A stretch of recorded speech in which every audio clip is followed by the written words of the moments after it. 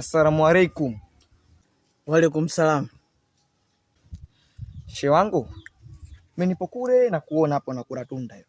Ila shehe wangu, huu mwezi mtukufu wa Ramadhani, kula chakula nje au tunda nje ni kupima watu imani shehe wangu.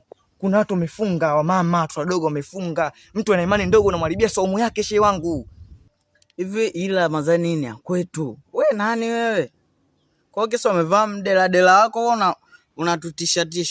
Ramadhani nini ya kwetu? Sina maana mbaya kukwambia hivi. Ila maana yangu ni ipi shehe? Yaani sio kama sitaki tunda hilo usile, lakini tafuta sehemu jifiche. Shehe, watu wamefunga, uone aibu? Afu wewe shehe ni mtu mzima unaelewa. Na imani hata udogo wako walifunga wewe. Kwani shehe wangu unielewi? Kwani wewe Mungu? Sema wewe shehe wangu, wewe napoelekea wewe utanipa mimi dhambi wewe. Sasa subiri nipate sawabu, pumbavu.